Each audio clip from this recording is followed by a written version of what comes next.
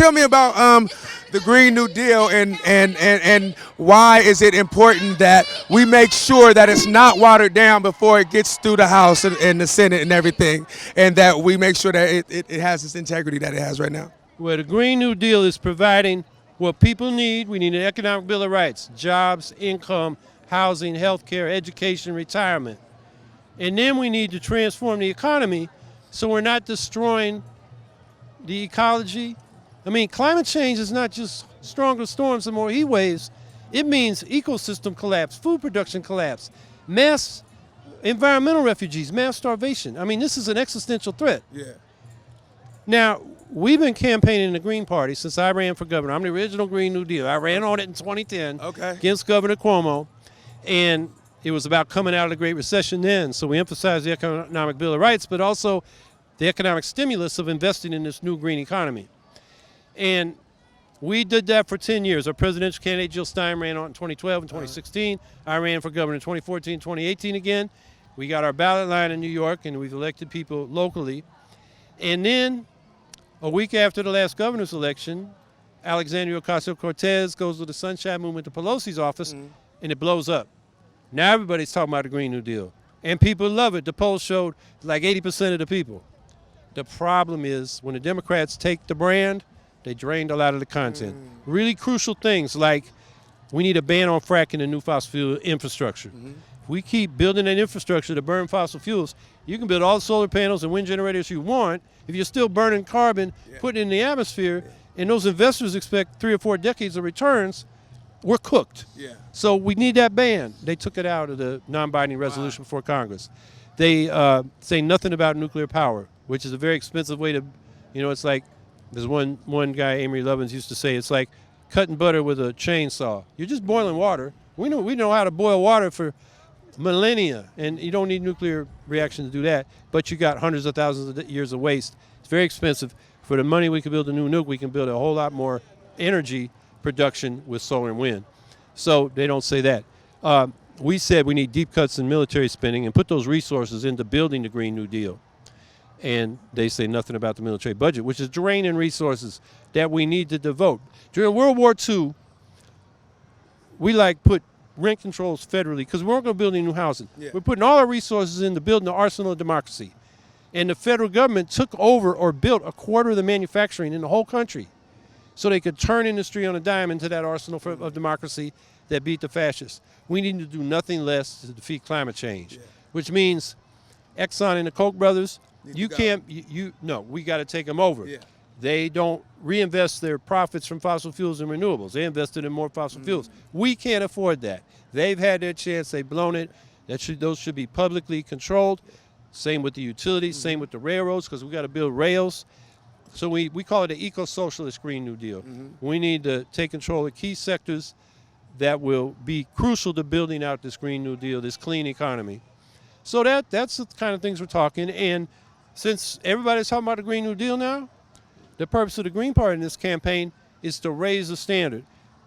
And it's the necessary standard. If we're going to solve the problem, if we're not going to solve the problem, why bother, right? Exactly. So that's what it's about. If you're going to BS, why even do it? So tell me this. How important is it for these candidates when they're talking about infrastructure and they're talking about all these things that they think the Democrats want or whatever, how important is it to emphasize the fact that if we are going to do new infrastructure, we have to do it different. We can't go into infrastructure doing it the same way because it's gonna expedite the climate being messed up, right? Right. Take transportation. Yeah. The bridges are falling down. The roads got potholes and they're bumpy and they need to be repaired. But asphalt and concrete emit a lot of carbon. And we've known how to transport people more efficiently better. And that is, if it's a long distance, it's by rail. Yeah. Electrified rail with clean electricity powering it. And people say, oh, it's not powerful enough. No, it's more powerful. What's a diesel engine? Yeah. It's an electric motor. They use the diesel to create the energy, the electricity to turn it. Well, let's just directly power an electric motor. So we need mass transit. We need high-speed intercity rail, so we have less air travel for those intermediate distances. We need intercity light rail. They used to call them the interurbans. Yeah. They're almost like subways, but they'll go, around the suburbs and the nearby cities that's satellite Detroit, for example. So now that's doing infrastructure right for mass transportation. And then around those spokes and hubs of the rail system, you build walkable communities or bikeable communities. The most efficient way of transporting people ever invented is the bicycle in terms of energy expended. Yeah. So make it easy for bicyclists, for walking. You should be able to walk to the grocery store, walk to the clothing store, walk to the school, even walk to your job. Yeah. And if your job's on the other side of town, get on that intra-city trolley light rail. Yeah. So that's doing it right, rather than just saying, we got to rebuild the roads, and we lost jobs in Detroit, so let's build more internal combustion engines. There's a group here in Detroit that back when the crisis hit in 2008, they called themselves the Auto Workers Caravan. And they caravan down to Washington and said, Congress, if you're going to bail out the industry, let's do it right. Let's do the rails. Let's do the solar panels and the wind generators. Let's rebuild manufacturing. And all they did was bail out, the companies the rich folks got bailed out. And no one went to jail. How important do you feel that it is for us to have a strong third party and for us to kind of wait it out until we even get stronger? Because if we continue to feel like we need to go to the Democratic Party, then it's never going to get strong. Like, it takes time to get strong, but as we continue, it seems like every time, like AOC or someone that is for these the policies that we want, but then they go to the Democratic Party, and obviously they just railroaded by the Democratic Party. But how important is it to you for us to kind of stick it out and ride it out? Democrats like Bernie Sanders and Alexandria Ocasio-Cortez, they get more leverage when there are Greens out here and they got to compete for the Green vote. All the Democrats got to compete for the Green vote. So AOC can say, if you don't adopt the Green New Deal, people are going to go with these Greens that are calling for the Green New Deal. That gives them leverage. Yeah. Medicare for all, everything we're talking about. If you don't have something to the left of the Democrats, the progressives in the Democratic Party got no leverage. In the long run, I don't think they have enough leverage. Look at the Green New Deal. Not only did AOC water it down, or she took it from Sunrise, it's not what the Greens are talking about. They took the brand, but diluted a lot of the content. But then they couldn't even get it through Congress because Pelosi and those corporate Democrats are the real power in the Democratic Party. Yeah. So Pelosi won't even let them vote on a Green New Deal. And then McConnell in the Senate said, you can vote on it. And the senators, half of them are running for president, said, that's a trick. So we're just going to vote president. And actually 4 of them voted against it. Yeah. So I don't think we're going to get a Green New Deal, Medicare for all, affordable housing for all. You really don't? Really? Not from the Democratic Party. Oh, yeah, for sure. Roosevelt asked them to enact it in 1944 in his State of the Union address and again in 1945, his last State of the Union address. And it's pieces of it were in the Democratic platform until the early 70s. They had a Democratic majority under every president from Truman to Obama. And we've got none of those economic rights. So that's a pretty strong record to say that it's not going to happen. It's not going to happen through the Democratic Party. Yeah. And the progressives, the socialists, the left, we need to speak for ourselves. When we try to speak through the Democratic Party, I call it political ventriloquism. You're trying to make this corporate-funded candidate your puppet. Yeah. And it's hard. It don't work. Yeah. So, we try to get them to do and say what we want them to do. No, let's just say and do what we want to do ourselves. Build our own movement, independent of this corporate-funded behemoth that we're never going to take over. Yeah. And it's not, I don't think it's the structural barriers to a third party. It's that the left since the 30s has, gone into the Democratic Party. It went in with Roosevelt New Deal, and it never came out. So that's why we don't really have a strong left in this country, in my opinion. For sure. And what do you think Bernie should do tonight? Well, I know he's not with Biden, but should he speak on it though? The hypocrisy and the lies. Well, you can take Biden apart on health care policy. Yeah. That's easy. Biden was making it up. He was acting like Trump, making it up off the top of his head because what he said isn't true. I think Bernie did good in the last debate. Look, he's got a core out there. He's got 1 million volunteers. If they're doing the ground game, that's going to mean a lot because getting out people out to vote in Iowa and New Hampshire and South Carolina, that means a lot. And he's got that more than anybody. He's got the biggest list. So even though the polls are kind of fickle, a lot of, like the majority of black people are for Biden right now in the Democratic primary. But as they get to know the other candidates, it's like Bernie, he was late to the, working with the black community as a congressperson. He represented the whitest state in the country, Vermont. But as black folks, the polls showed us, got to know his policies and realized he'd been fighting for these things for a long time. He was, I think, the most popular politician among black folks as well as all folks before this campaign started. So I think he's got a strong base. He'll be in the running at the end. I hope so. And I think what he did in the last debate was he presented his ideas without getting in fights with the others. I thought he presented them well. He had a couple great lines, like when he was asked about, and this is all you can do in those formats, about I think it was about the Green New Deal or climate action. And he said, there's $1.5 trillion spent in the world on weapons, and we need to convert a lot of that to the Green New Deal, or to climate action, or to a clean energy economy. I thought that was a great statement. It was further than anyone else had gone. So I think he's doing, I think he's in a good position. I wouldn't do anything. I wouldn't pick any fights if I was him. I would just keep presenting his program. And I've known him since 1972. Yeah. He's been saying this stuff since 1972. Yeah. What you see is what you get with him, and I think that's going to help him too.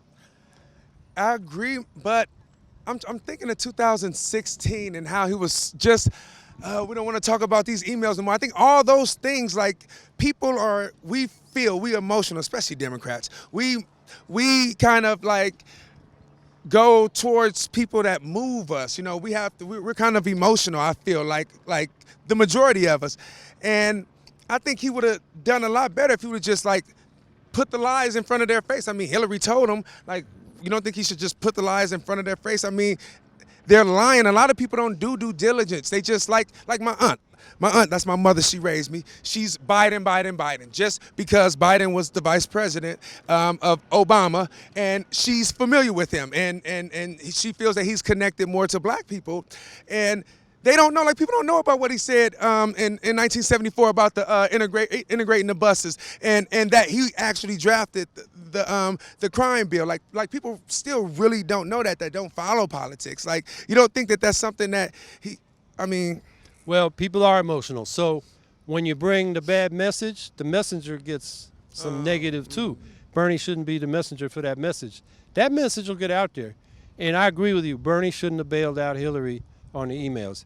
He should have just let her hang by herself. Yeah. And he didn't need to say anything. That was, I thought, a mistake. And, what she did was arrogant. It was a serious violation. And he shouldn't have said it's nothing. Because a lot of people thought, how can somebody, State Department head, have a private server at home? It's pretty, I don't know if she broke any laws. The FBI said she didn't, but they did say what she did wasn't smart or right. Yeah.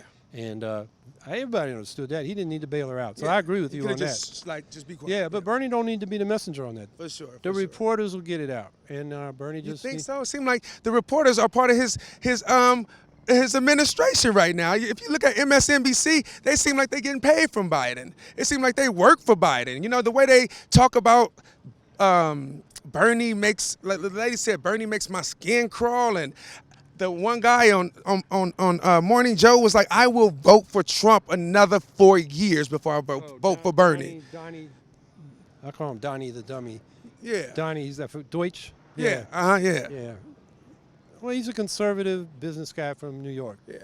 But all of them, CNN, MSNBC, we call it MSDNC. Yeah. For Democratic National Committee. I like that. Fox is the Republicans. CNN is where they have cat fights. And they always had, going back to Crossfire, they always get both sides and they start shouting at each other. Look, the percentage of people watching that is like 1%. Yeah. It's among opinion leaders, people in the communities that are informed and people kind of look to. So it has a bigger reach than just the people directly watching. And it is a problem. But Bernie can get directly to people. He's got the biggest list. People will watch the debates. They'll get him without the filtering. And they'll, I think people react like, I don't know who said Bernie makes his or her skin crawl. It was somebody on MS. It was a lady. It was a lady on MSNBC that said that. But people watching Bernie, they're going to see like, a lot of them are going to say, no, you make my skin crawl. So I'm not so worried about that. I mean, Bernie's going to, look, the media, who's behind Pete Buttigieg? Yeah. I found out one group of big charter funders. Oh, really? Yeah. But he raised the most money. I was thinking, man, I got to find out who's behind this guy. Somebody with a lot of money is. And and he's got a lot of push from MSNBC. Mm-hmm. But in the end, look, the voters have the last say. I've seen this a bunch of times. McGovern beat the system in 72. Carter, he had establishment backing, but not all the establishment. He was a surprise. Trump, all the Republican establishment can't stand him. The voters have the last say. Yeah. And Bernie, you talk about the emotional connection. Bernie is not a preacher. He's not the one you go to in church to get, fire and brimstone. That's Nina Turner. Hoot and holler. Yeah, Nina can do that. But Bernie's like the quiet guy. Every church has them too. The quiet, pious guy that people look up to. And he's not hooting and hollering.